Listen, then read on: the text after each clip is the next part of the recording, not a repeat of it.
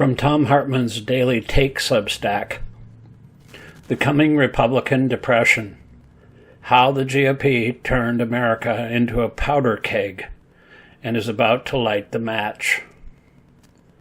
Housing bubbles, financial scams, and political sabotage are converging into a historic, preventable disaster. Published August 1st, 2025. The following is a song inspired by this article.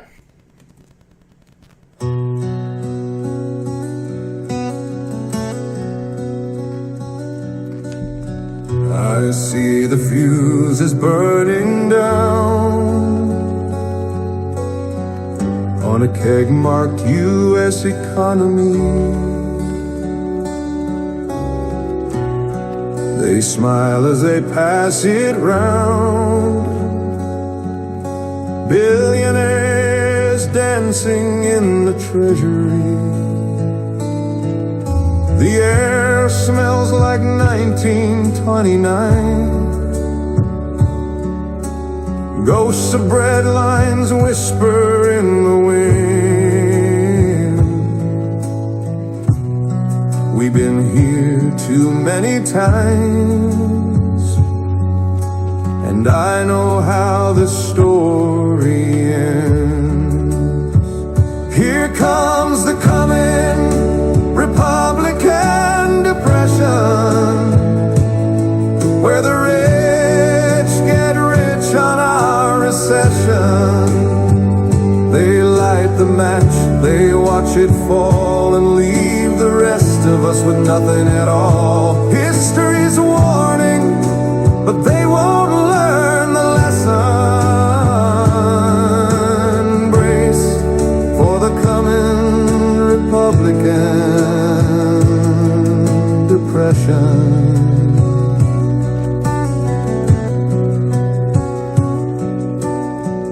They hold our country hostage for greed, cutting deals in back rooms with blood on the keys.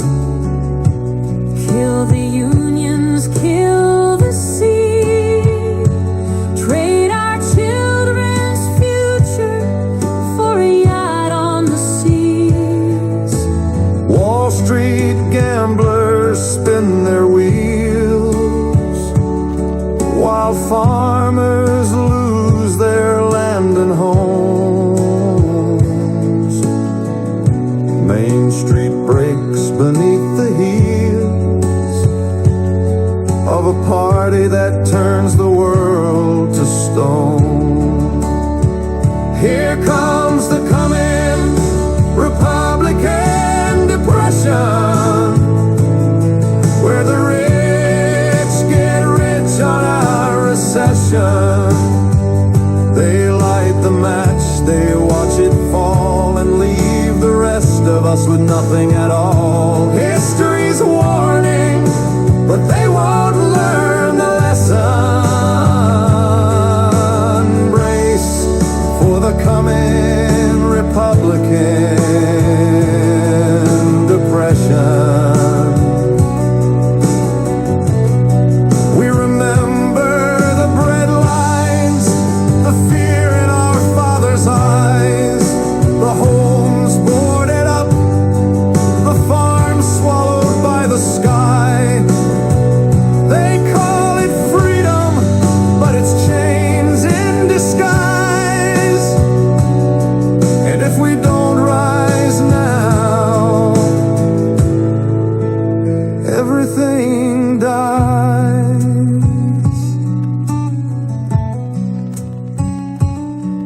From the swamps of Wall Street to the drought-cracked plains, the storm is building, you can taste the rain. The fuse is hissing, the powder's dry, and the billionaires cheer as the sparks fly high. But we can break their grip tonight. If we stand together, we we can still fight. Here comes the coming Republican depression, but this time we won't be their possession.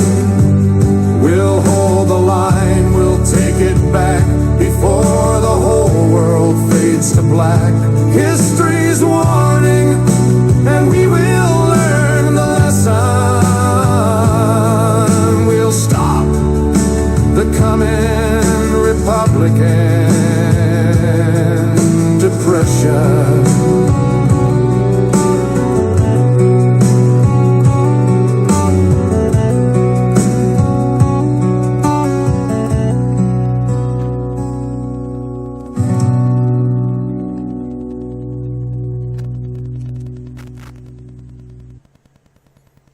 Republicans may be fixing to crash the economy again. Republican presidents oversaw 10 of the last 11 recessions and the Republican Great Depression, and they're doing it to satisfy the greed of the billionaires they serve. Today, for example, is the day that some of Trump's worst tariffs are supposed to go into effect, and many folks on Wall Street are deciding where they want to hide when the ceiling starts falling in. The horrible jobs report just released hours ago highlights not only how bad things were in July, but they had to, quote, revise downward by 285,000 jobs. Previous reports, it looks like that Trump's people have been cooking the books. The Financial Times is in on it. They published an article this week titled, quote, "The U.S. economy is more fragile than it appears," unquote. Its author, Tej Parikh, points out that our housing market is in trouble and starting to look like it did around the time of the Bush housing crash in 2008, that spending patterns are changing in alarming ways, my phrase, not his, and that both the labor and stock markets are vulnerable. The article is frankly alarming. And former Labor Secretary Robert Reich titled his brilliant newsletter yesterday, quote, "Be warned, the financial bubble will soon burst," end quote. The former cabinet member writes, quote, "The financial economy, stocks, bonds, and their derivatives is in for a big reality check, and I think it will happen soon," end quote. America has stared into this abyss before, 3 times, in fact. In the 1770s, a brutal financial crisis driven by colonial overextension, monopolistic control by the British East India Company, and political corruption helped spark the American Revolution. In the 1850s, it was wildcat banking, land speculation, and a collapse in trust that produced the Panic of 1857 and pushed the nation toward civil war. And in 1929, Republican deregulation, tax cuts for the rich, financial speculation, and an all-out assault on labor exploded into the Republican Great Depression. Today, every one of the fuse lines that set off those explosions is once again being laid by a Republican president and party that has abandoned any pretense of economic stewardship or patriotism. They're actively destabilizing the pillars of our economy, undermining our democracy, and gutting the social contract that held us together for nearly a century. And unless we act forcefully, quickly, and collectively, we may soon experience a collapse that makes 2008 look like a speed bump. The risk of a modern economic depression is not academic or merely theoretical. It's also not fear-mongering. It is real, it is avoidable, and it's being amplified by a political movement that openly disdains regulation, despises democracy, and seeks to roll back every gain the American middle class has made since FDR dragged this country out of the last Republican-created catastrophe. We're now living under a Republican president whose party has repeatedly held the full faith and credit of the United States hostage in debt-ceiling standoffs designed to force cruel cuts to programs that serve ordinary people.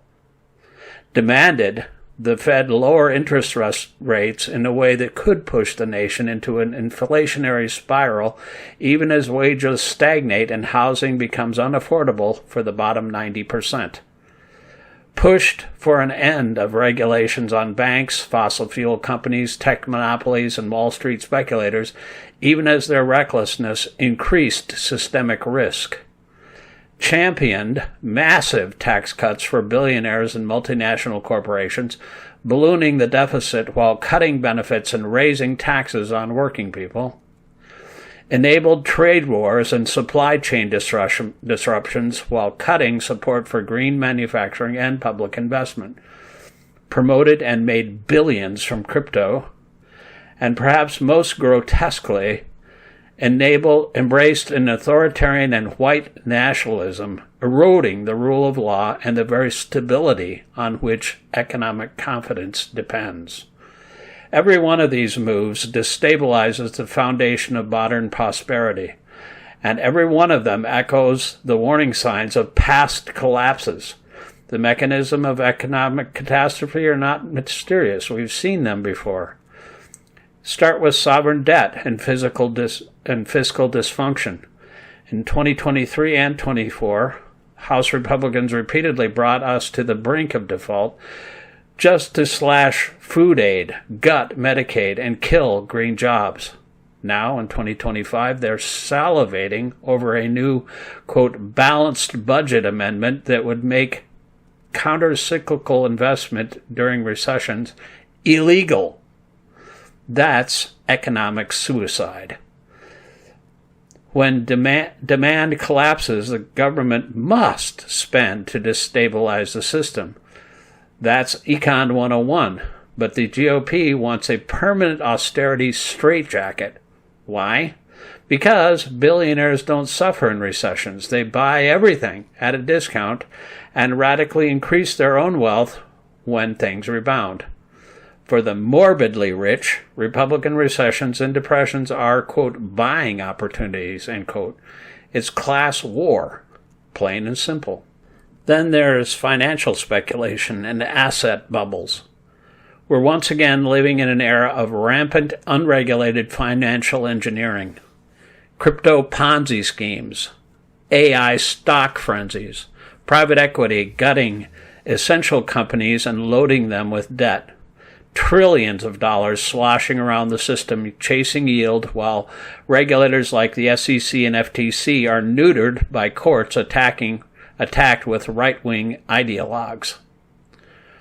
Remember what happened in 1929? The same, quote, let the market police itself, end quote, ideology brought the whole thing crashing down. The difference now is that the contagion would be global and could even be instantaneous. Trade shocks and de-dollarization are looming risks too.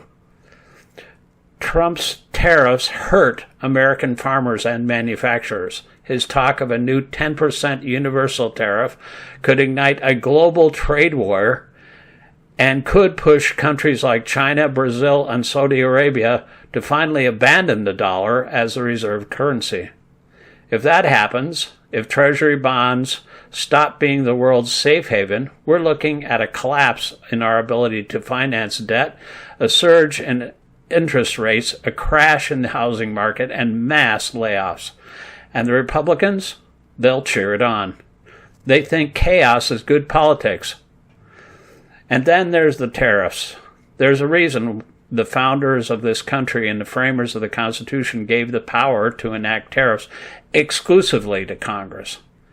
They knew that nobody could build a factory here unless they knew that a tariff defending their manufacturing would be a place for the decades it would take to recover their investment costs.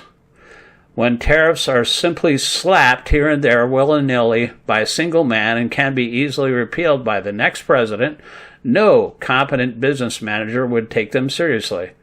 The only thing tariffs do under these circumstances is damage the economy. Meanwhile, Trump's tariffs so far are going to cost the average American family $2,400 this year. And from Donald Trump's point of view, they force foreign leaders to come grovel in front of him, which absolutely delights him. He brags about it, once noting that, quote, "they are kissing my ass," end quote. That's not trade policy. He's just doing this for his ego. And what about public confidence and how the loss of it would cause a depression? You can't have a functioning economy without trust in government and institutions in money itself, but the GOP has made destroying trust its central project. They lie about elections. They undermine the courts. They spread conspiracy theories. They smear career civil servants. They openly praise authoritarianism. When half the population no longer believes in the legitimacy of its own government, and when the other half sees the government captured by billionaires and zealots, economic confidence evaporates. People stop spending. They stop investing. They retreat into cash and hoarding. That's how depressions spiral out of control. Now layer on economic or climate instability and the ability to wreck an economy, and you have a real mess. The GOP's climate denialism is not just immoral, it's economically suicidal. Hurricanes, wildfires, floods, and heat waves are destroying billions in assets every year. Insurance markets are collapsing in California, Florida, and Louisiana.